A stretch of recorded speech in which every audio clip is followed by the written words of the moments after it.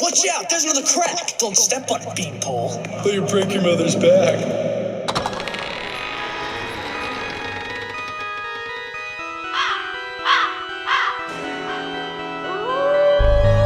You're listening to That's Pretty Dark, the podcast where we talk about all of the entertainment that scared us as children and still haunts us as adults. So grab your flashlight and join us as we take a frightfully nostalgic look over our shoulders and under our beds and in our closets. And together we'll realize, whoa, that's pretty dark. Pretty dark.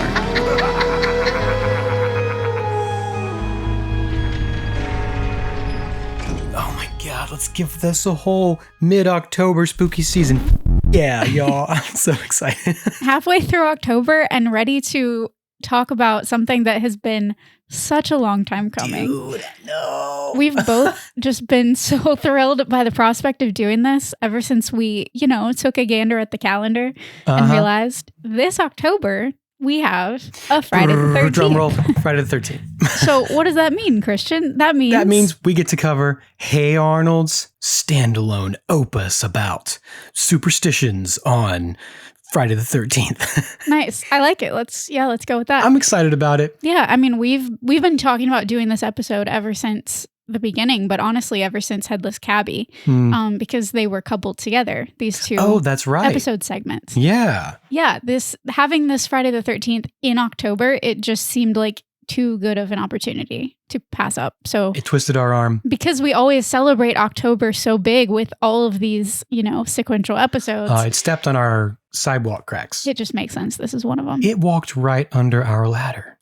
There we go. It broke our mirrors. There we go. We had no choice. It is time, listener, to open up those umbrellas, walk under some ladders, and step on every crack as we dig up all of the superstitious research from episodes past, and plus plenty of new spooks, just in time for you guys to regale your friends with all of their origins at your Halloween or Friday the 13th party. We don't know your life. We don't know your life, but if you're doing either one of those things, I want to hear about it because I'm probably going to live vicariously through you. For sure. And we also want you guys to let your friends know where you got so smart. Where are they? That's pretty dark.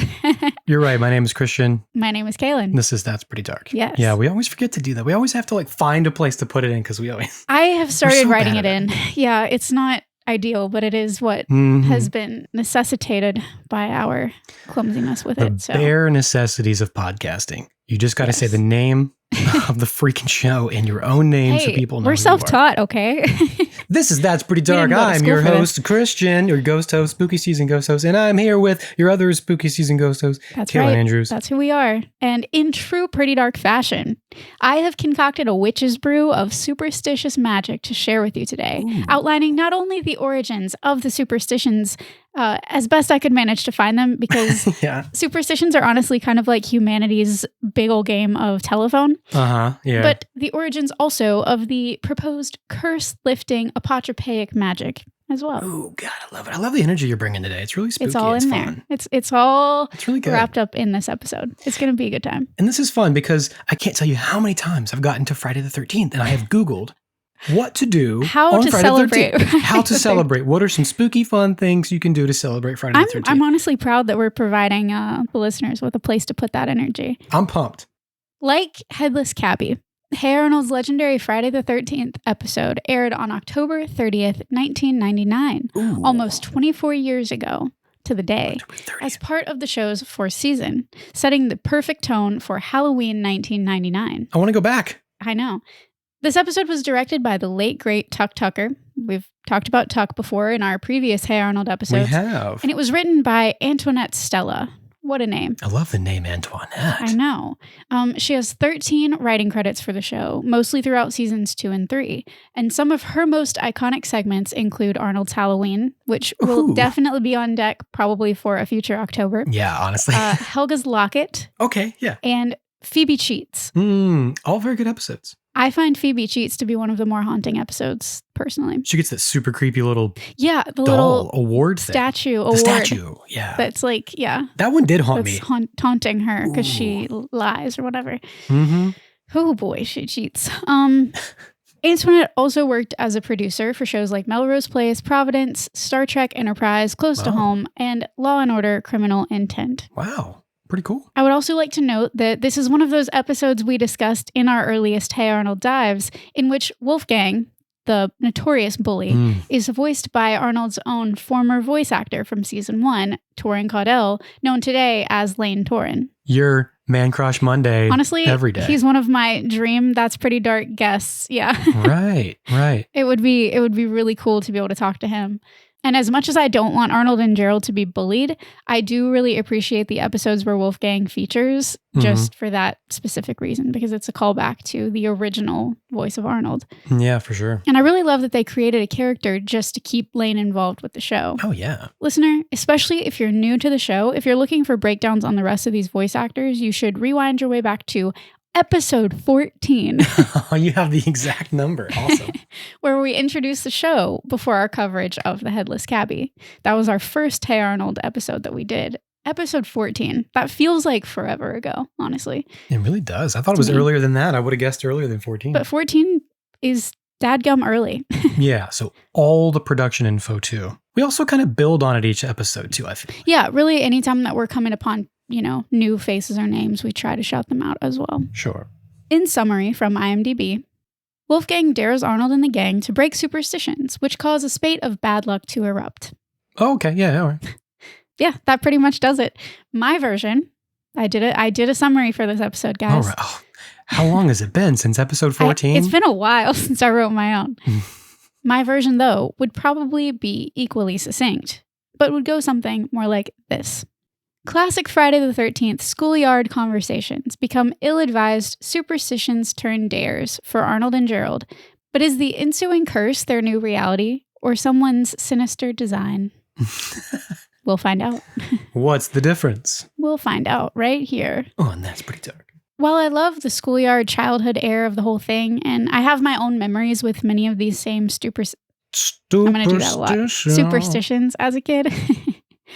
It's so fascinating to me that these superstitions have frightened and captivated hundreds of years of humans from every class, rank, and age group. The episode opens with a crescendo of black kitties mewing, which my own kitties were not thrilled with when I was watching.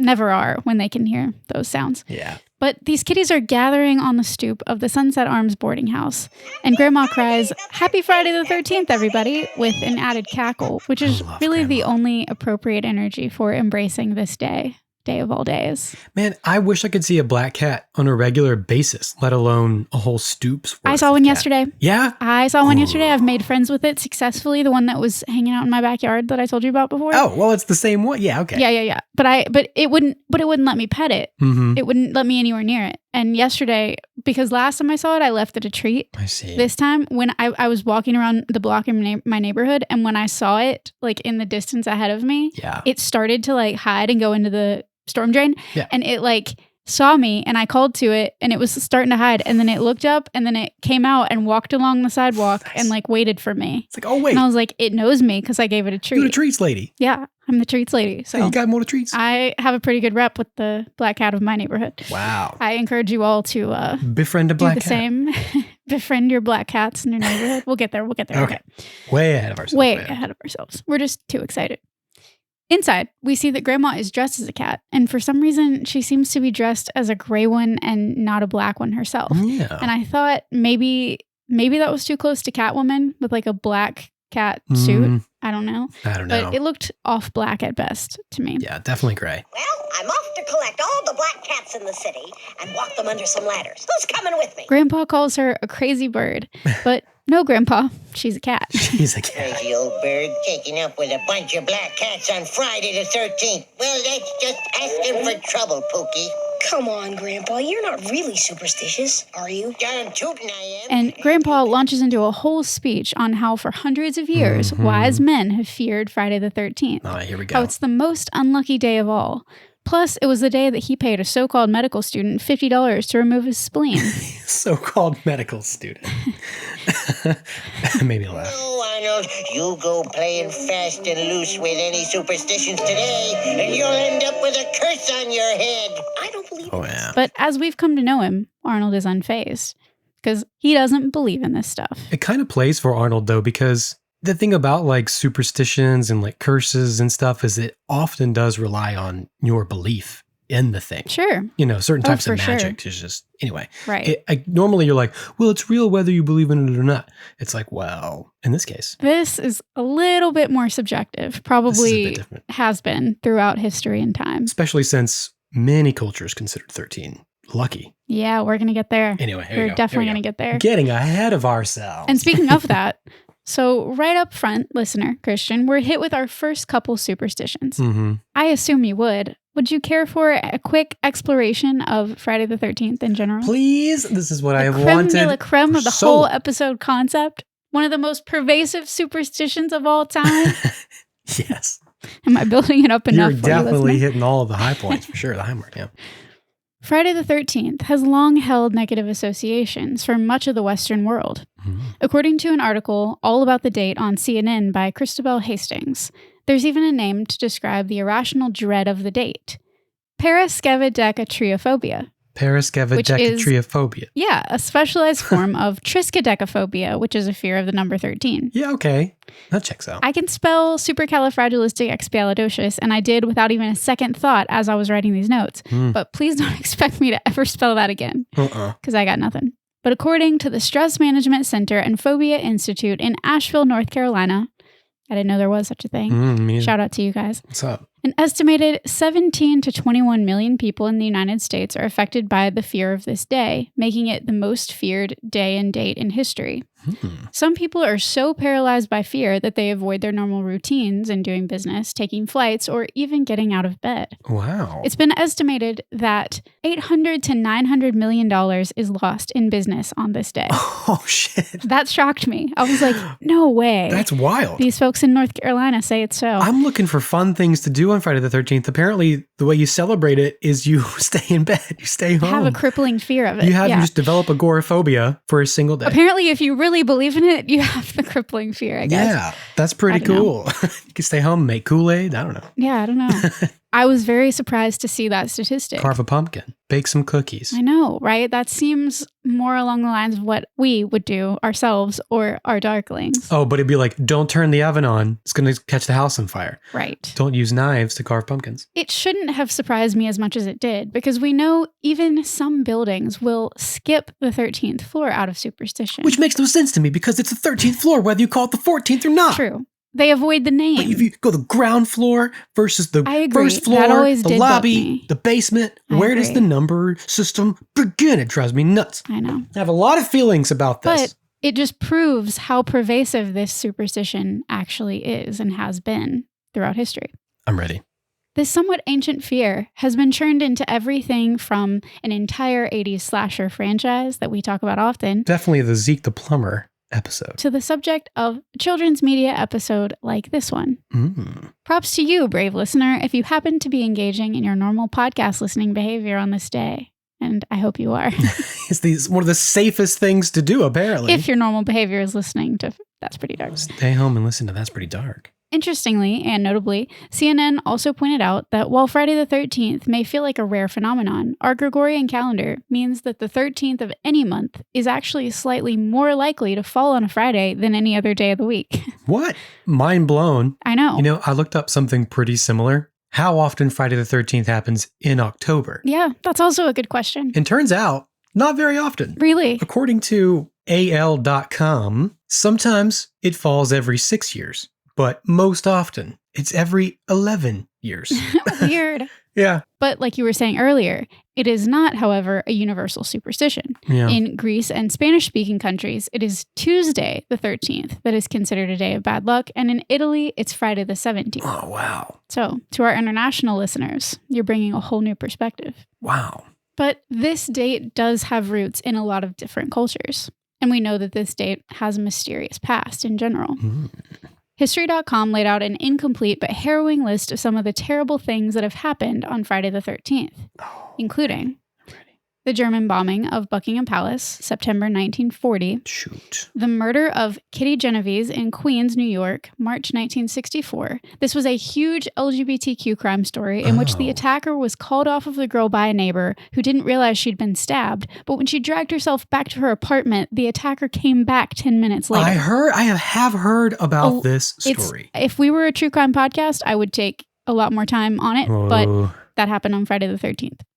There was also a cyclone that killed more than 300,000 people in Bangladesh, November 1970. Wow. The disappearance of a Chilean Air Force plane in the Andes, October 1972. Shoot. The death of famed rapper Tupac, September 1996. And the crash of the Costa Concordia cruise ship off the coast of Italy, which killed 30 people in January 2012. Just to name a very, very few of the tragic events of this date. Damn. But listener, one thing we've learned so far on That's Pretty Dark is that correlation does not always equal causation. Very rarely, in fact. But for sake of the spooky season, let's take a stroll through some of the history and lore that helped cause all of these correlations to be conflated. A very spooky moonlit stroll. That's what I want on Friday the 13th. You might be thinking that you already know the origins of Friday the 13th. I don't. Maybe you think it's something about the Da Vinci Code, which helped to popularize the incorrect claim that the superstition originated with the arrests of hundreds of members of the Knights of Templar on Friday, October 13th, 1307. But nay, I tell you, nay. Nay. Like many superstitions that have evolved over time and across cultures, it's difficult to pinpoint the precise origins of Friday the 13th. What we do know, though, is that both Friday and the number 13 have been regarded as unlucky in certain cultures throughout history. In his book, Extraordinary Origins of Everyday Things, Charles Panatti traces the concept of the curse back to Norse mythology, when Loki, the god of mischief, gatecrashed a banquet in Valhalla, bringing the number of gods in attendance to 13. Oh, okay. Deceived by Loki, the blind god Hoder was tricked into shooting his brother Balder, the god of light, joy, and goodness, with a mistletoe-tipped arrow, killing him instantly. Mistletoe. You bastard. Gets him every time. Yeah. Bad things on the 13th. Wow.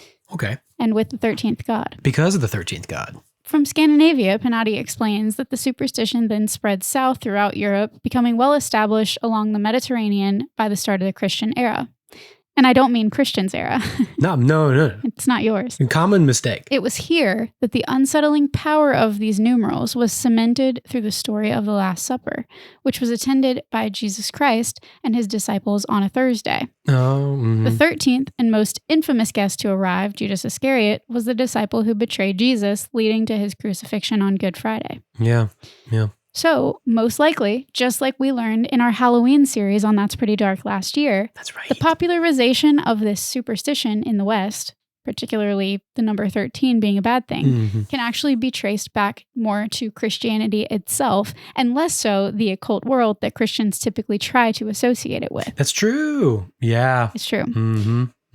Though there are some overlapping reasons, which I'll get to in a second. It's funny you bring that up because when I was researching for Thriller, I watched The Wolfman, right? And there's a scene where they're burying a gypsy, Bela Lugosi's character. And when the gypsy mother is basically talking the priest into their gypsy funeral. Yeah. He basically says like superstition is harder to beat than the devil himself.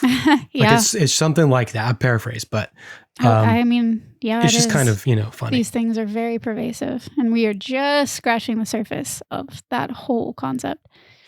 Wikipedia says, in France, Friday the 13th might have been associated with misfortune as early as the first half of the 19th century. A character in an 1834 play, Les Finesses de Griboules, states, I was born on a Friday, December 13th, 1813, from which come all my misfortunes. Oh, man. So this character in this play was attributing that to his misfortunes even that early. Just like Eugene. Yes. And we know how that turns out. I think that might be a thread that some of these creators followed, honestly. We see you. It wasn't until the 19th century, however, that Friday the 13th truly became synonymous with misfortune. As Steve Rout explains in The Penguin Guide to the Superstitions of Britain and Ireland, the combination of Friday and the number 13 is a Victorian invention. he says. Oh. In 1907, the publication of Thomas W. Lawson's popular novel, Friday the 13th, captured the imagination with its tale of an unscrupulous broker who took advantage of the superstitions around the date to deliberately crash the stock market. Oh, okay. I guess it's a good day to do stuff and then blame it on something else. Yes, that's the vibe that I was picking up. Maybe the Catholic Church knew what they were doing after all. Like you were saying earlier, though, if we dig just a little deeper than that, we find that there are also many good things associated with both Friday and the number 13. And I think it's just as important to talk about these. Yeah, Friday's like the weekend, you know? TGIF. Know what I'm saying? TGIF, for sure. Yeah, man.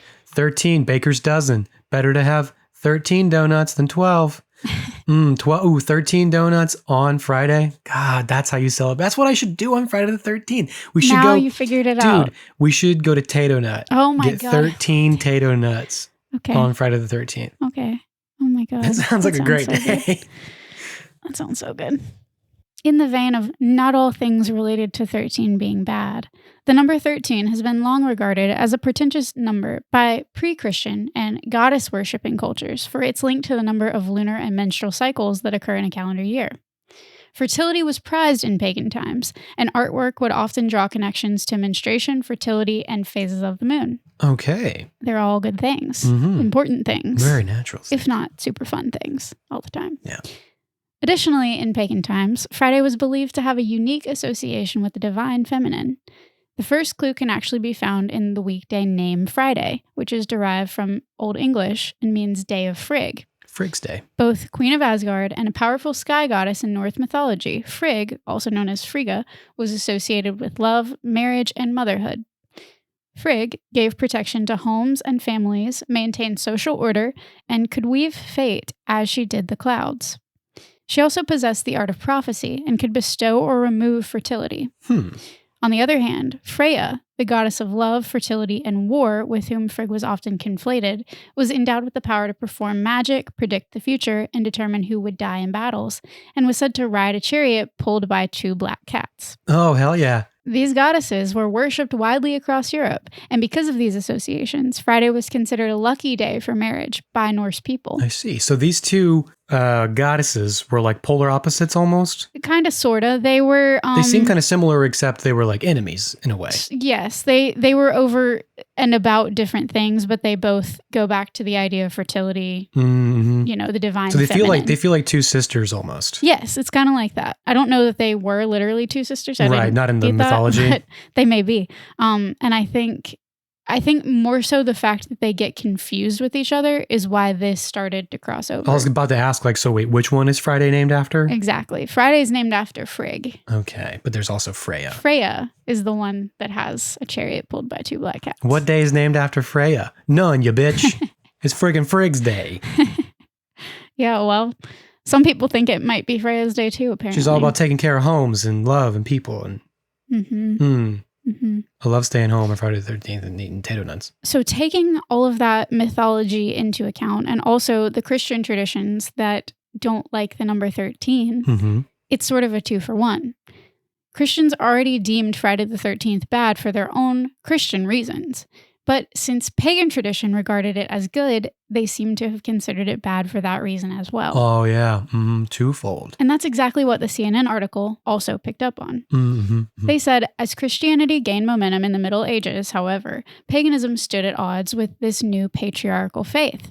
Not only did its leaders take objection to the worship of multiple gods and goddesses, but the celebration of Friday, the number 13, and the goddesses who invoked love, sex, fertility, magic, and pleasure were then deemed unholy. There's nothing wrong with so love, all of these y'all. good things that were happening, a Friday, All these very positive things. these were all deemed unholy and therefore especially bad in the early days of the Christian faith. Things to do on Friday the 13th. Get 13 potato nuts and make love. Honestly, on Friday the 13th. While eating 13 potato nuts. You would be making the originators of the date very happy. And yourself. And hopefully the other person. The article went on to share, so revered were these deities, though, that making people relinquish them proved to be a real challenge. But Christian authorities persisted with their campaign, branding both the deities and the women who worshipped these deities as witches. I'm not surprised at all. As you shouldn't be. When Norse and Germanic tribes converted to Christianity, Frigga was banished and shamed to a mountaintop and labeled a witch. It was believed that every Friday, the spiteful goddess convened a meeting with 11 other witches, plus the devil. Why not? A gathering of 13, and plotted ill turns of fate for the coming week. Ooh, the devil makes 13. That's the witch's dozen. But what's so funny to me about that whole concept is that the Christians then forced her into this isolation or this banishment, where she then decided to be spiteful. Right, yeah. She wouldn't have been spiteful had they not banished her, right? Never scorn a woman. So wait, she's a real person, or is this more mythology? This is mythology. But who banished her? Well, this was around the time that the Norse and Germanic tribes were being converted to Christianity. So they were building in their own stories about how their traditions would then play into Christianity. I see. So they basically were just rewriting mythology. Yes. They gave her a reason to be this bad character that the Christians thought she was. Oh, okay. This is making sense. Yes. Scapegoat. Yeah. It's unfortunate, though. Yeah. Yes. Major scapegoat. It's like major scapegoat. You're trying to make someone. I just did the thing. Yes. Major scapegoat. Yeah. You caused the banishment. You wanted to make her the scapegoat, but then you're just admitting that you did it. Right. You're the cause. That's what I'm saying. That's my own personal that's the commentary. takeaway. On top of it is like, if you hadn't sent her away, would she not feel the need to do this? So right. I will say, of course, these days, Friday the 13th still haunts the Western imagination. But with conversations around the role misogyny has played in silencing powerful women throughout history now becoming more mainstream, it's possible that, just perhaps, the narrative of this unlucky date and the female deities associated with it might soon be rewritten again. The author of this CNN article ended with, you're going to laugh, but some listeners out there will support me in this, a beautiful note about Taylor Swift and her fixation with the number 13 turning the tides of feminism. You hear me laughing? I thought it was great, and it is great. And if you know Taylor Swift and anything about her lore with the number 13, I think that's a really cool tie-in to modern day femininity in general. Mm-hmm. Girl power. You don't sound so enthusiastic. I mean, she's fine. Before we get back to the Hey Arnold story, we've got one more superstition to uncover. Black cats. Let's do it. We've discussed black dogs and sometimes even black cats already in a couple of our episodes, and we've talked about their significance in certain cultures and circumstances. But before I attempt to share some new facts, I first want to be clear that black animals are cool as yes. and they should not still be suffering from this kind of prejudice in the year of our Lord, 2023. So you should adopt a black cat or dog. Go adopt a black animal. It will make your life better. They're precious, and actually they need homes because they're often considered evil. Exactly. And people are mean to them. Exactly. And there's no need for that. No need for that. History.com also hooked us up with some of the origins of these legends. The connections between humans and cats can be traced back to some of the world's earliest civilizations, most notably, and you've probably heard of it most often, ancient Egypt, where cats were considered divine symbols. Cats also made an appearance in Greek mythology, specifically Hecate, the goddess of magic, sorcery, the moon, and witchcraft. Oh, yes. Which was described as having a cat both as a pet and a familiar, which is a supernatural creature that assists a witch, according to European folklore. Right. Written records link black cats to the occult as far back as the 13th century, when an official church document called Vox in Rama was issued by Pope Gregory IX on June 13th, 1233. In it, black cats were declared an incarnation of Satan. Oh, yes. Author Layla Morgan Wild of Black Cats Tell True Tales and Inspiring Images says that this decree marked the beginning of the Inquisition and church-sanctioned heretic and/or witch hunts. Initially, it was designed to squash the growing cult of Luciferians in Germany, but it quickly spread across Europe. So this document that was letting them know that black cats are an incarnation of Satan was basically the beginning of this Christian reign of terror on these people, essentially. Right. I think that was the or document. Anyone considered not falling in line. I think that was the document that led to the myth that there was a mass extermination of cats throughout Europe. We talked about last year briefly. Yes. Mm-hmm. Yeah. Wild stuff. Yes. It's absolutely wild, especially when you consider that the early Christian church in Europe coexisted with witches. But as the church gained power, they saw witches as their direct competition in gaining the hearts and minds of the people. Right. And that is when the church began hunting, persecuting, torturing, and killing quote-unquote witches in vast numbers. Yes. Can't have competition, especially not women. No. Can't make us look bad. We're men. According to author Caradwyn Fallingstar, who discussed a lot of everyday magic ideas. She was like a Wiccan priestess. Mm-hmm. She said, witches honored the natural world, having deep respect for plants and animals. Affection between humans and animals, therefore, began to be seen as diabolical or devilish. Yeah. And the old lady with her cats was seen as suspect, which has a sad amount of relevance to our Hey Arnold episode. Is that where the cat lady comes from? Probably, yeah. Weird cat lady It's concept. when we began to hate women and cats, so... Well, I love both. Caradwyn says this wasn't the only connection that was fabricated between witches, cats, and the devil that early Christians feared. They also saw, like I was saying, both of them as threats because cats, just like these women accused of witchcraft, tend to exhibit a healthy disrespect of authority. They don't fawn like dogs upon even the unworthy. Sure, no. I like dogs too, I'm just saying. This author said that in the church, neither independent women nor independent animals were to be tolerated. Another folklorist and artist, Phoebe Miller-White, says that a black cat crossing your path might very well be on a mission from a witch. Just as easily, it could be the devil in disguise. And no one wants to cross paths with the devil. The devil. This notion continued into the Renaissance, when a black cat crossing your path might have indicated that a witch had sent her familiar to do you harm. Mm-hmm. Many fearful peasants of the day might have hurried to the nearest church and paid for a priest to bless them and rid them of any curse that might have been laid by the cat. And because this was a source of income for the church, such fears would likely have been encouraged. Oh, of course, yes. Spread the superstition. Come to us to relinquish We'll help you you. from the curse. We'll bless you. We'll help you from your black cat curse. Yeah. But yet again, we find that even the idea that black cats are bad luck isn't universal. In fact, some cultures believe that black cats bring good luck. Their resemblance to the cat goddess Basset led them to be honored in ancient Egypt, and in other countries, such as Scotland and Japan, they've been known to represent prosperity. So it seems that whether a black cat is viewed as a benevolent creature or an evil supernatural force is entirely based on your geography and whichever lore you're likely to embrace based on where you live. So, now that we are deeply either confused or grounded in our folklore, I'm both. let's get back to the episode.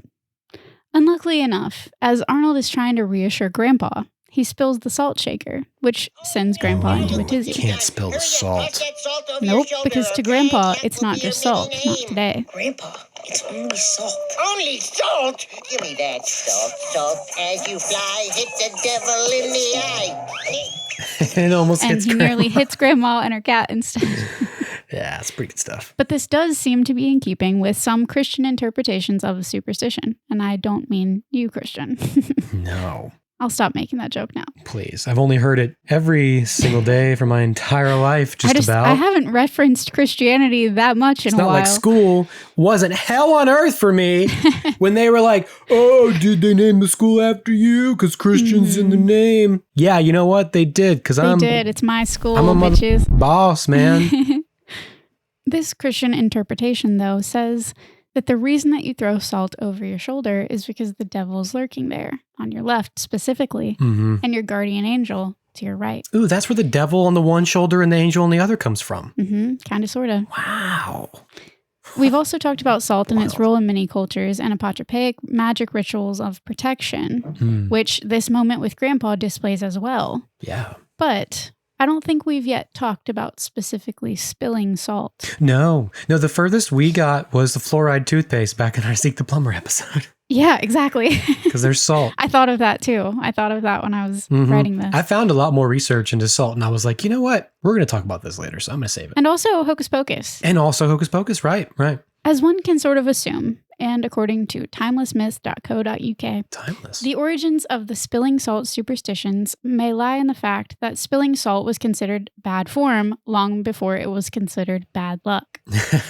In ancient times, like a 1556 document from Rome, which referenced the belief, salt was an expensive commodity, and one that had many useful purposes and indications. Wasting salt, therefore, was frowned upon, and so some suggest the admonition of spilling salt being bad luck came about as a way to stop the careless from wasting a precious spice. Yeah, buddy. Makes sense to me. This must be the website where I found a bunch of that lore because I couldn't, I forgot where I found it. But this sounds like exactly what I found. And I was like, oh shit, that makes so much sense. There is a surprising amount of research about all of these things. There really, listener. So there please really know that I'm doing my very best to cite my sources, but there are so many places you can find it. And like I was saying before, it's a big game of telephone, and some of it's different place to place, not even geographically, but just on the internet. That's true. The most I know about it is that it was this expensive commodity. And people believed it had power just because of its ability to preserve and even heal. You know, it could purify a wound. There's a whole idea that Roman soldiers were paid in salt, and that's where we get our word salary. Yeah. That's not necessarily true. Right. But it is kind of a picture, at least, of how revered it was as a spice in the culture. And this belief carried through multiple cultures. A German proverb held that whoever spills salt arouses enmity. The belief is even present in Leonardo da Vinci's The Last Supper, which depicts Judas Iscariot. That's the second time I've had to reference Judas Iscariot today, having knocked over a salt cellar. How many times? 13. If only he'd known to toss it over his shoulder. Wow. LOL. Personally, like all superstitions, though, I find it fascinating that this one has stood the test of time. Because, I've always done the salt toss thing since I was a kid, and I have no memory of where I actually learned it from. It may have been at least partially this episode. Ooh, yeah, it could be that. But I guess people around me, to some degree, were doing this little ritual that's so much, if you don't know about it, you might not even notice that people do it. The home schoolyard. Yeah, the home schoolyard. I don't think I've ever actually seen anyone do that in real life. Oh, I do it. You've probably seen me do it. I've never seen you do it. 100% have tossed salt over my shoulder, in the last 2 weeks. Wow. Guaranteed. Listener, let us know, when was the last time that you tossed salt? I feel like maybe I'm talking the talk more than I'm walking the walk. I love all this occult stuff. I feel like I live the superstitions way more than you do. Live it out. Yeah.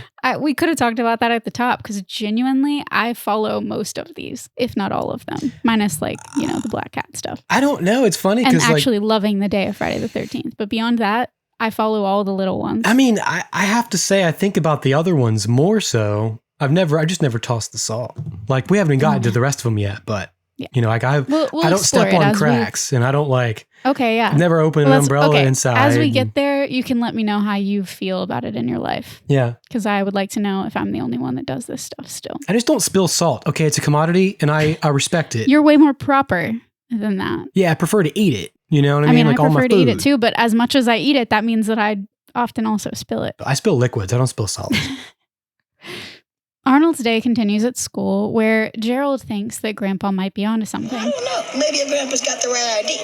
My mom wouldn't let me take the bus today because it was line 13.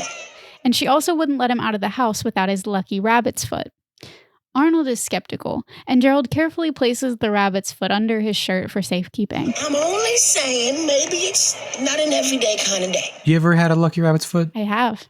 Have you? No, I've had friends who've had them. I definitely did. And I was always I don't, again, remember where I got it or who gave it to me, but I 100% had one as a kid. I don't think it was a real rabbit's foot, to be fair. Oh, no, most of them aren't. They're just fluff. But back in the day, most of them were real. Tell me about it. In the Middle Ages, rabbits themselves were often used to represent evil, as well as a symbol of lust because of rabbits' breeding habits. These beliefs are thought to stem from the uncleanliness of the rabbit in the Old Testament of the Bible. You're talking about all these lusty rabbits. You got me thinking about Bugs Bunny and how he always gets laid at the end of so many episodes. Yeah, that's a theme. Wild stuff. And probably also just a play on the nature of rabbits in general. Just the nature of rabbits. Which I didn't get as a kid.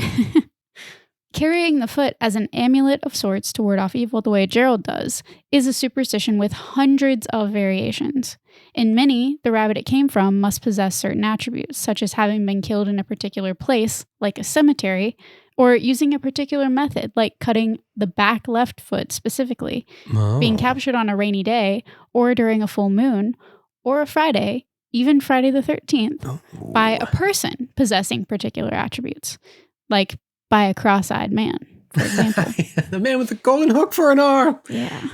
As far back as 1584, people carried rabbit's feet to spare themselves from arthritis and cramping. All right. In reading all of this lore, the conclusion that I personally came to is that it's almost lucky by being unlucky, almost as if it will absorb or cancel out further unluckiness. Ooh, like ladybugs. Kinda, yeah. Like a Himalayan salt rock lamp. Another perspective on this lucky rabbit's foot lore is that a rabbit is also an animal into which shape-shifting witches such as Isabel Godey in 1662 claim to be able to transform themselves. And some think there's a common thread of suggestion that a true lucky rabbit's foot is actually cut from a shape-shifted witch, retaining supernatural properties. Cut from a were-rabbit. A were-rabbit. Whoa. A witch rabbit. This is also why some beliefs call for the foot to be cut off while the rabbit is still alive, so that witches could be identified by their injuries. Oh, We spoke about this briefly during the weremole episode just recently. Peter Stube, Stub, Stumpf, Stube, Stonk, Stein. That's right, Peter Stubb. Peter Superstitions. In Wales, it was believed sometime in the late 1800s to early 1900s that shooting a rabbit with a silver bullet would make a witch die wherever they were. What? These freaking superstitions are so weird. Grasping at straws there. Rabbit's feet were also considered lucky because of their association with the dead body of a criminal or the connection to the tradition of a hand of glory. Are you familiar with the hand of glory? Yeah, we have talked about the hand of glory, dead man's hand, all kinds of stuff before. Mm-hmm. I love a little bit, yes. I love it. The dried and pickled hand of a hanged man would be a hand of glory. Oh, yeah. Old European beliefs attribute great powers to such a hand, combined with a candle made from the fat of the corpse of the same malefactor who died on the gallows. The fat of a hanged man. The candle, so made, lighted, and placed as if in a candlestick in the hand of glory, would have rendered motionless all persons to whom it was presented.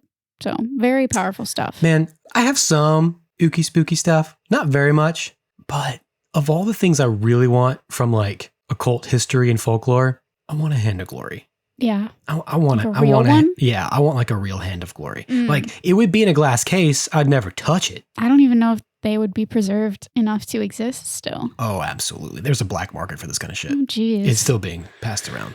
For sure. 100%. Giving me the heebie-jeebies, putting that energy out there. I don't want any black market I'm just talking about like items. the posterity of the whole thing. You know what I mean? Like to have a piece of folklore history. What about a replica? No. Mm-mm. Oh. Mm-mm. Not good enough. Not good enough. But we talked about Quite this. hard to please. Anybody ever tell you that? We talked about this when we did our Twisted Claw episode. Yes. It's like, oh, here's a twisted claw. And she's like, don't worry, it's made of wood. Yeah. It's like, why? Why isn't it just real? What would it have been made of? Yeah, so no, I don't want a replica. Okay. I want a dead man's hand. I was going to put it on your Christmas list, but I want a dead man's source.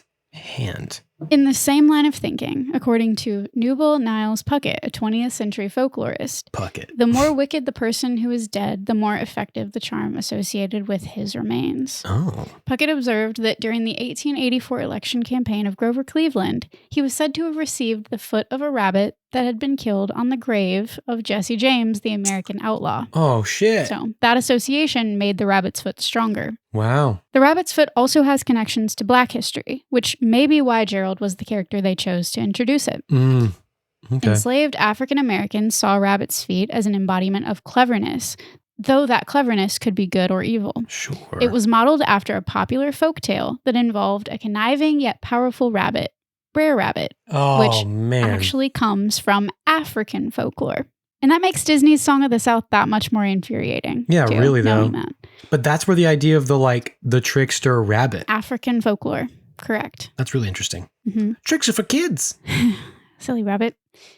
Due to the injustices that enslaved Americans and their freed descendants endured, the idea of cleverness, cunning, and superiority in the face of oppressive forces was a powerful message. The point of the rabbit's foot was not to bring general luck, but was specifically meant to bring luck in defending yourself against a subversive American culture. Wow. As with most things, eventually, this was somewhat commercialized by America, where, in a postcard from 1909, you can see depicted lucky objects, including a rabbit's foot, a horseshoe, and a wishbone. Oh, wow. By 1932, carrying rabbit's feet was a common occurrence in England and among all classes and backgrounds. While it was widely accepted as an amusing object, the idea that a rabbit's foot could convey anything deep became gradually less important to consumers. Mm-hmm. But now we know a little bit about where it came from. Yeah, that's wild stuff. In the Schoolyard of PS 118, Wolfgang and his lackey Edmund are bullying Stinky, who's attempting to cross the yard without stepping on a crack so as not to break his mother's back. Then, though, Stinky falls and says, Oh, now I done broke my mama's back. "Now I done broke my mama's back." I love your Stinky impersonations. But Arnold, of course, comes to his defense, assuring him that it isn't real and it won't come true. Such polite boys, though. You know, they don't want to hurt their mamas, but why tempt very fate sweet. with attempting to do or not do the stepping on the cracks? Yeah. You know what I mean? I know. Like if you're not, That's my take on it. Why take a risk? why chance it? Exactly. Because if it happens, man, I bet you there's somebody who did this on Friday the 13th, step on a crack. Something bad happened to their mama. Don't listen to him, Stinky. It's just a superstition. Yeah, don't worry. It won't come true. Will too. Ask anybody about Friday the 13th. Seeing that Arnold is being so reassuring, Wolfgang dares Arnold to step on the crack, and at first, Arnold resists his obnoxious goading until he's called a chicken. Worst thing. Of course, like any good 90s media, we can't have that. You call me a chicken? And Arnold defiantly stomps on the crack in the sidewalk, explaining that he isn't afraid because he doesn't believe in the omens.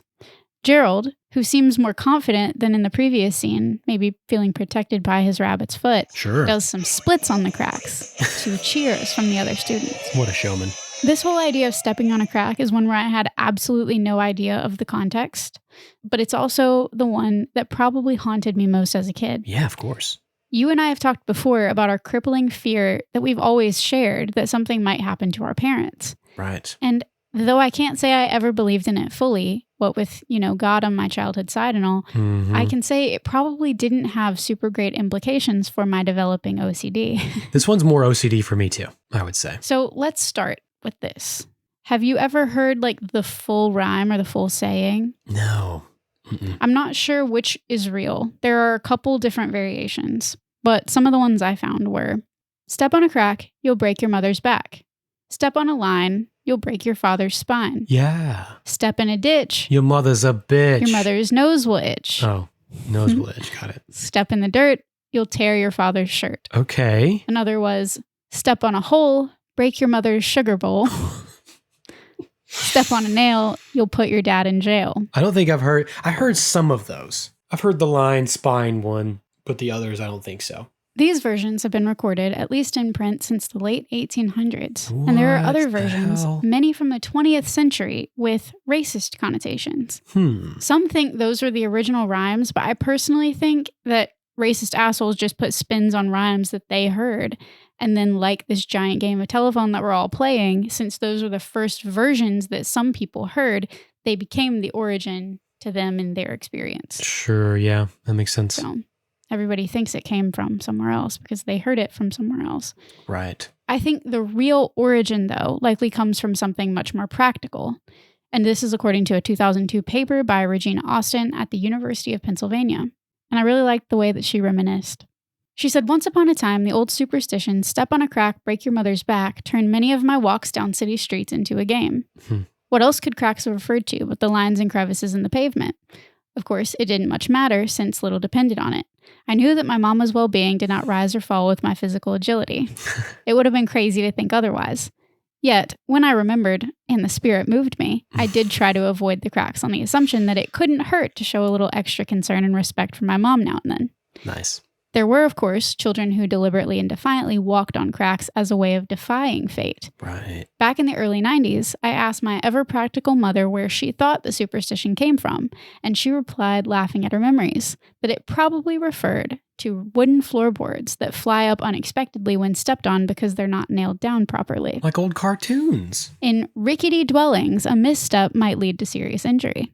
I feel like we've all seen it, like in classic Looney Tunes with a rake. I've seen the floorboard thing too. Viewed in this context, the superstition might have been an instructional ditty useful for teaching children how to move about the house. Wow. The significance of stepping lightly is indicated by the linkage between the failure to do so and harm to one's mother. Thus, the same bit of folklore, when applied to different material conditions, generated different interpretations and different behavior. Yet, adherence to these old superstitions gave both my mother and me an opportunity to show a bit of dutiful regard for our mothers. For both of us, the superstition was part of the bundle of common beliefs, values, traditions, and practices that constituted and reflected the authority or social power of mothers, especially in Black culture. Wow. Yeah. It's all about respect. It's all about respect. And that's why I still don't step on cracks if I can help it. RESPECT. Or, if my OCD notices that there are cracks in front of me. Sometimes I don't realize it. I'm sure it started with this rhyme and this superstition, but yeah, I definitely walk on solid, like, slabs of concrete. Mm-hmm. I never step on a crack. I try to as well. Or even in a tile floor. Yeah. I try to keep it. I mean, if they're small tiles, I don't worry about it. Yes, it's nice that we all respect our moms. And I think that's not a bad thing. I don't think I do it for my mother. I think I do it because I developed OCD. I think it's both for me, but it feels cleaner. It's really funny. Next time you're like in a big, I don't know, bank building or something where they have really big tiled floors and you think about the fact that you're deliberately avoiding the cracks because way back several hundred years ago, they tried to teach toddlers not to step on cracks in wooden floors that would hurt them. You're like trying to be an adult. And then now you're doing that in modern times. It's a really funny little juxtaposition. I've definitely done that. Now that I think about it, I've done that a lot. Me too. Oh, man. In an effort to remain on top, Wolfgang continues. So you broke one crummy superstition. Big deal.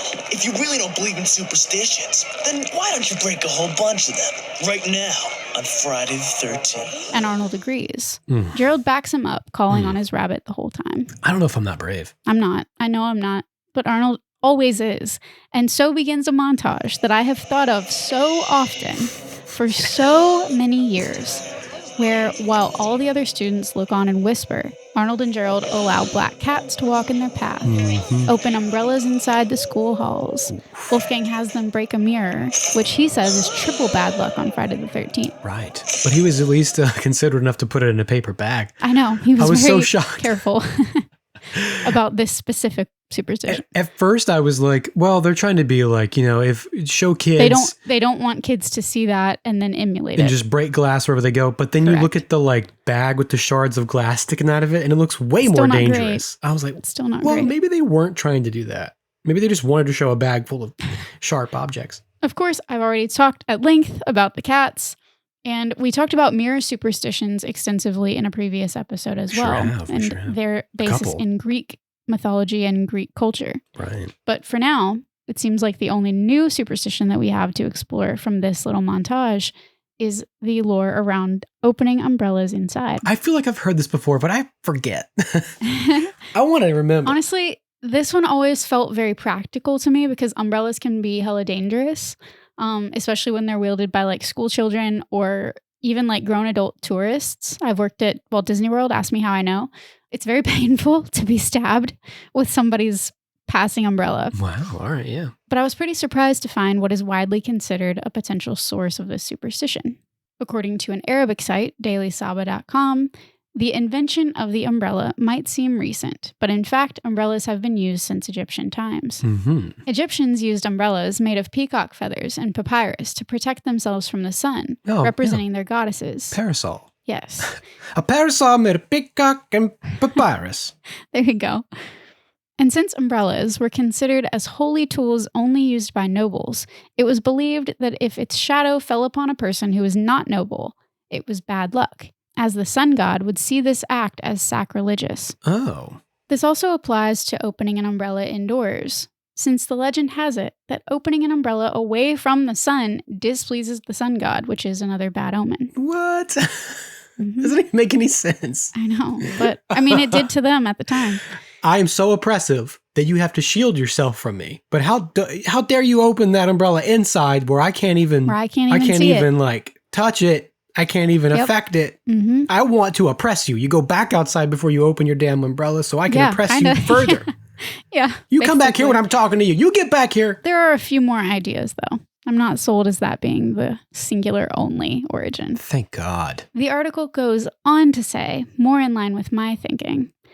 However, this superstition has a better explanation if we move forward to London when modern umbrellas were first invented in the 18th century. They were not automatic like they are today, built with hard metal spokes and spring triggers bigger than the 21st century umbrellas that we know. They could be dangerous to open indoors. Not to mention they were lined with razor blades. Feels like it sometimes. And in most cases, opening an umbrella inside could cause serious damage to household items or people. Well, that makes sense. Yeah. So, again, like I said, I felt like this was pretty practical. Some people think it just comes from times when umbrellas were less safe. I personally don't think they're super safe even today. JollyBrawly.com, an umbrella brand not sponsored, had another take, in line with some of our Are You Afraid of the Dark research. Okay. They said an umbrella protects you against the storms of life. Oh. So opening one in your house insults the guardian spirits of your home, causing them to leave you unprotected.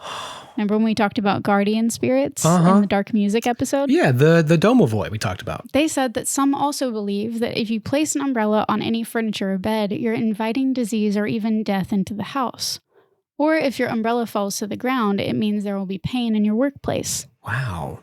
The way to avoid that pain is to have somebody else pick up your umbrella for you. That's wild. Superstitions. Superstitions. I guess I can't knock it too much because I adhere to certain things. Like if you open a pocket knife, someone else can't close it. Like if you open it, you have to close it. You've said that to me before. Yeah. And I'm sure that just comes from close the pocket knife before you give it to somebody else so you don't cut them. Yes. I'm sure it's just tied to like There's practical a very, things. very practical reason not to do that. But I don't know. It's crazy. Your umbrella can't touch the floor.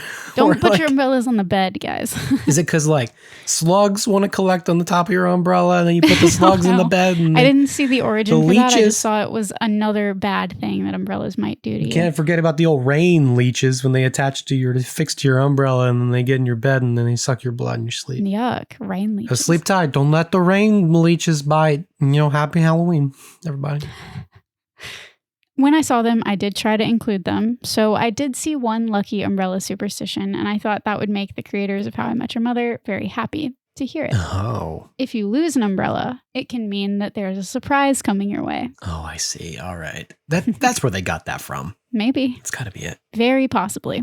I had no idea that there were so many superstitions around umbrellas, personally. I don't think I did either. I mean, I mostly know about the yokai umbrella because it's associated with children's stories, specifically like scary children's stories. Right. That also provide comfort for children. I love the umbrella yokai. I've always loved umbrellas in general. Like years and years ago, when I was getting into DIY, sort of more artsy circles, everybody had a stick. Everybody had a thing that they did. And it took me a while to realize that like writing and ghost stories was my kind of thing. Which to me, I feel like you've been doing it since you were a toddler. So well, I just didn't know you pre-ghost stories. I've always loved it, but trust me, it took me a long time to realize that like even after I was going to be a writer, it took me forever to realize that I needed to focus on like scary, darker things. Sure. Because I was trying to write stuff that wasn't, and it just didn't fit. It wasn't you. Yeah, it wasn't me. So I had to find my own thing.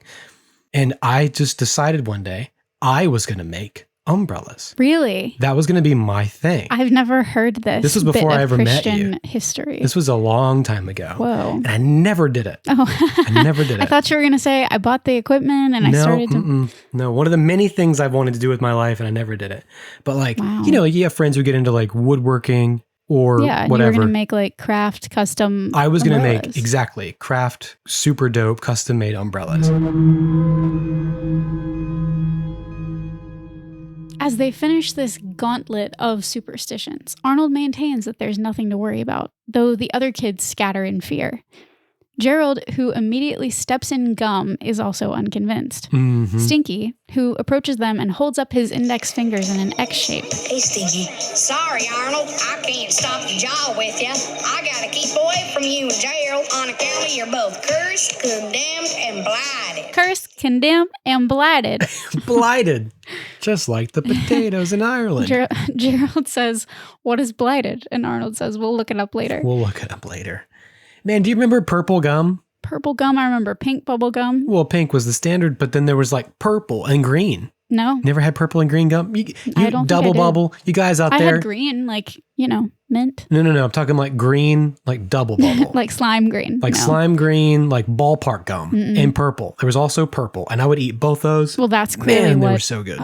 Edmund is chewing Absolutely, he in is. this episode is ballpark purple bubble gum. Bubble gum.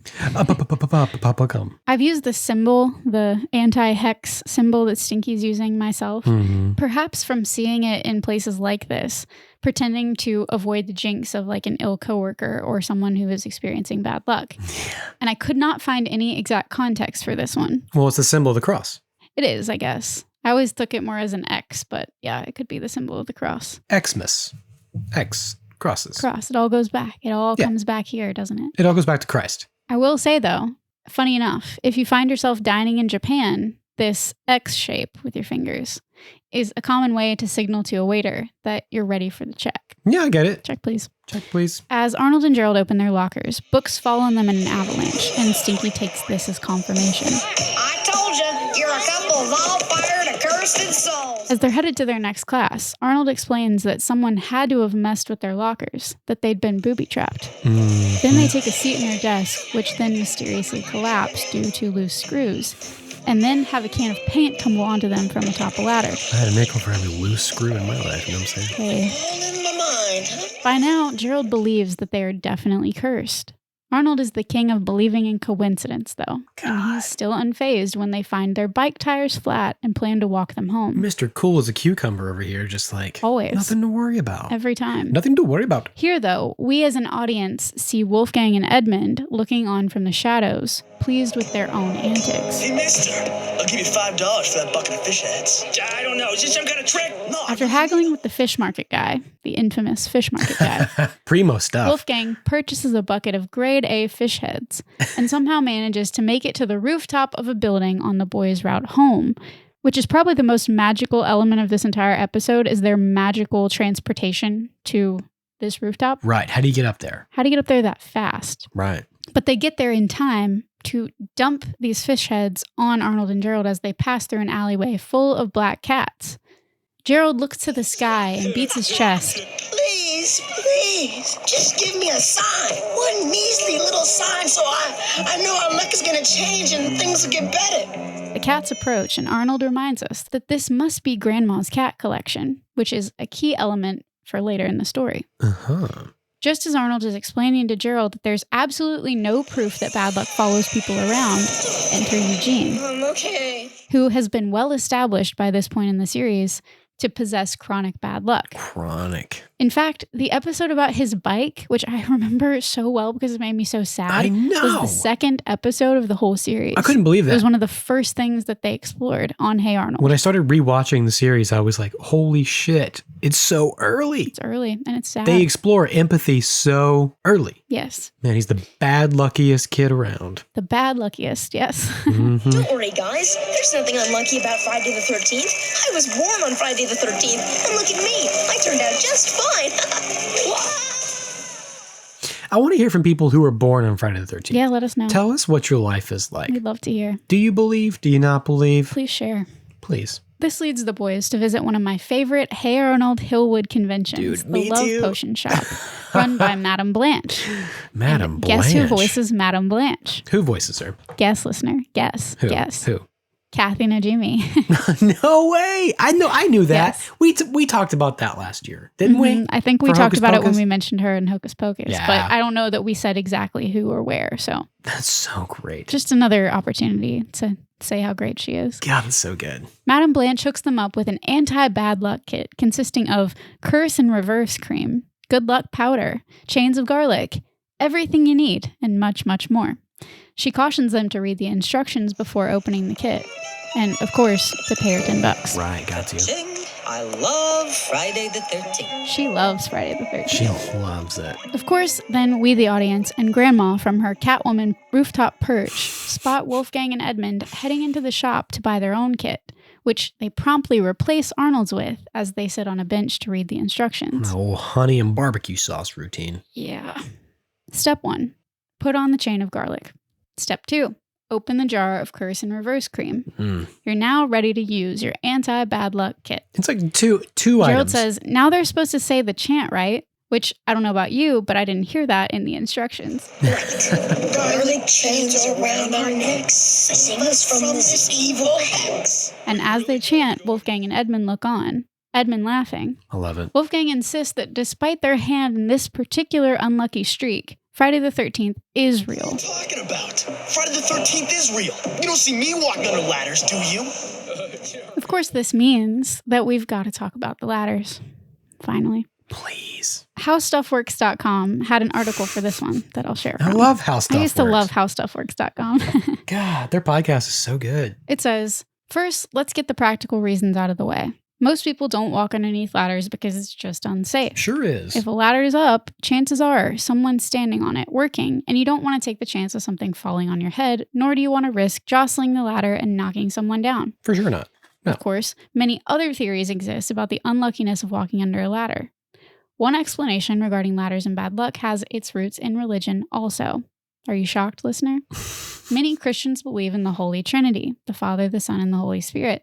This belief made the number 3 sacred in early Christian times, and along with it, the triangle. Oh. A ladder leaning up against a wall forms the shape of a triangle, and walking through it would be seen as breaking the Holy Trinity, a crime seen as blasphemous, as well as potentially attracting the devil. Wow, this has nothing to do with Watcher in the Woods movie and the triangle shape everywhere. Mm-mm. This is different. Kind of different, kind of, sort of. Wow, breaking the Holy Trinity. Putting yourself in the middle of it. You'd almost think that the Holy Trinity is so powerful it wouldn't matter whether or not you walked. You would think that under you'd be walking into protection. No? Yeah, you kind of would think that. But no, it was already unsafe to walk under a ladder, so they just made it part of their Christian beliefs. God, you know? It's just so unnecessary. Like, why even do that? It's a bridge too far. Others believe that a ladder against a wall is too reminiscent of the gallows, because ladders used to be propped up to allow the person being hanged to climb high enough to get to the rope. Okay, sure. And a third theory involves the Egyptian belief, we're going to Egypt a lot today, that if you walk under a ladder, you might accidentally see a god climbing up or down, which is apparently a no-no. And you might see up its skirt. You don't want that either. Well, it depends on the god. You never know. I mean, depends. I think that we talked about garlic as protection in your Are You Afraid of the Dark Nightly Neighbors episode last summer. Absolutely, we did. So for sake of time, I would encourage you to go hear about it there if you haven't already. It's all about parasites, y'all. The guys then begin to apply their swapped curse and reverse cream, remarking that it smells like barbecue sauce and honey, which probably would have deterred them, or at least Arnold's hyperlogical mind, had they not been so desperate by this point to rid themselves of the curse. Put that on some smoked meats, man. Whatever. We just have to smear it on. This stuff is our last hope. I really liked this bit of research. Professor Jane Risen of the University of Chicago has published research that shows jinx avoidance behavior can have a positive effect on people's actions after a perceived bad luck event. Well, yeah, okay, sure. And I kind of like that because I'll buy it, yeah. I think it also just means that you have this heightened awareness about Well, how many times do you feel better after praying and asking for forgiveness after you've sinned? Right. It's the same thing. It's all a matter of like absolving yourself of the bad thing, bad luck. Or like, yeah. I mean, even not even just like a religious thing, but like when you do something horrible and then you admit it to a person or you confess it, you get it off your chest, you do feel better. There is a purging element on like an emotional level. And also just the idea too that you're doing everything you can to avoid this thing. Yeah. So I think that psychologically speaking with your brain chemicals, that it makes sense that that would have a positive effect. Now everything's gonna be fine. We're curse-free. Come on. As Arnold and Gerald walk down the block, they realize that the cream doesn't seem to be working, and they're instead being pursued by a swarm of bees. Dude. After a brief hesitation about which direction they should run, because of course they shouldn't run down 13th Street, They cut through an alley to the park and dive into a fountain, narrowly avoiding an unpleasant reaction. Don't get me started on my hives, guys. No, yeah, speaking of beehives, yeah. I've been itchy lately, and I don't like it. Is that why they call them hives? Because it's like being stung by a million bees? Perhaps. Arnold tries to save face, but eventually cracks under the pressure, exclaiming that it's the worst day of his life. It's the worst day of my entire life. We went too far, man. We should have never broken that mirror. No, nothing's gonna help us. Not even these garlic chains. And as they lament, they notice that some purple chewing gum is stuck to one of the garlic chains, characteristic of Edmund, who's been chewing just the same purple chewing gum, like we said, throughout the day. That dang grape flavored ballpark double bubble, man. This smoking gun turns their day around, and they head to confront Wolfgang and Edmund, who are sitting in their alleyway playing cards. They do confess to the pranks, but they're unapologetic. Yeah, and we switched your curse and reverse cream. Shut up! So what if we did all those things? Big whoop. And what are you gonna do about it? And by the way, few things infuriate me more than the big whoop argument, because it is a big whoop to me, or I wouldn't be saying something. Yeah, he's acting like he hasn't been scared of the same shit all day. Exactly. He believes in it deeply. And he's like, so what? you had a bad day. It's almost like I caused it to you. If you want to make Kaylin mad, just say big whoop. Big whoop. But Arnold, man after my own heart, You know, tells you Wolfgang. really shouldn't treat people like that. Someday he just might catch up to you. Yeah, right. Like that'll ever happen. I wouldn't be so sure about that. And as if on cue, which they are, listener, an army of black cats appear, led by Grandma. Edmund counts to 13 black cats, which terrifies Wolfgang. 13 black cats on Friday the 13th. That's like the worst bad luck you could have. That's like a gazillion years bad luck.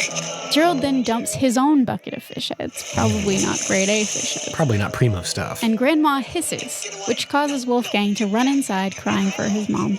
They scoop up the adorable black kitties and exchange Happy Friday the 13th, and we see Grandma dancing in celebration on the roof with her kitties in true feminine divine spirit under a huge glowing full moon. Hail, Freya and Frigg. Freya, Frigg. I loved this episode as a kid, and I honestly still do, because I feel like it had the right combination of we make our own luck and a weird, wacky reverence to all of these superstitions of yesteryear. Ooh, good word. And speaking of wacky, the end credit song is very popular among fans of Hey Arnold. I'm sure you'll insert a clip. I will. Salt, salt, white and gleamin', save us from this evil demon. Salt, salt, pure white wonder, save us from the man down under. I love their credit songs sometimes. Salt, salt, we are feeble, save us from the devil's evil. Oh, it's so good. Salt, salt, from the ocean, save us from the devil's potion. That's so good. Salt, salt, queen of spices, save us from the devil's vices. Salt, salt, chilling starkness, save us from the prince of darkness. Damn, they go heavy like devil stuff here. Devil. But it is really funny. I love how they're just making fun of it. They're literally throwing salt in the eye of the devil with this song. That's so great. They are. They sure are. This whole episode. Wow. This was a winding, twisty, turny cornucopia of worldwide superstition. And I really hope, listener, that it has somehow enhanced your own Friday the 13th or spooky season in general in some way. It certainly seasoned my Friday the 13th just To right. perfection. Oh my God, it was perfect. I've been looking forward to this for so long, and I'm just pleased. I am pleased to now have at least a few answers, if not definite answers, at least ideas of where these things came from. I think that's a good time. I'm sure this isn't the last superstitions episode of something. Oh no, we come upon superstitions all Or the time. segment of a movie or something we're going to cover. Yeah. But this was like the apex of like, it's called Friday the 13th. Friday the 13th. I mean, this is like the episode to cover. That's how I feel. So I'm glad we made it happen. I'm glad we finally did, because for a while there I was feeling like, oh man, we're never going to find like the perfect time to do that. Well, there were a couple different Friday the 13ths where we almost did We've do had it. two and then in the something past, else made more sense, or we needed a two-parter or whatever. But I think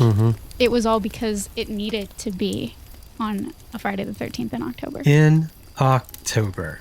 Week 2 in the bag. Of our marathon October. Halfway there. Keep it up. Got to stay strong. Deep breaths. Do our stretches and our exercises.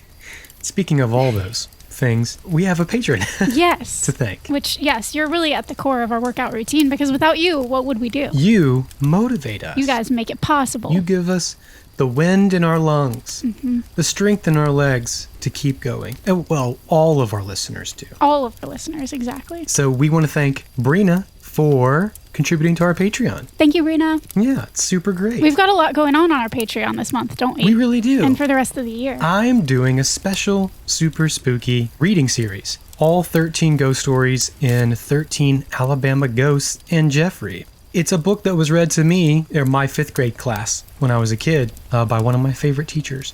And so I thought it was fitting to do for, a little bit of Patreon bonus content. Guaranteed to be entertaining, even if you're not from Alabama. That's true. Give you a little bit of insight into some of the southern darkness we like to enjoy around here.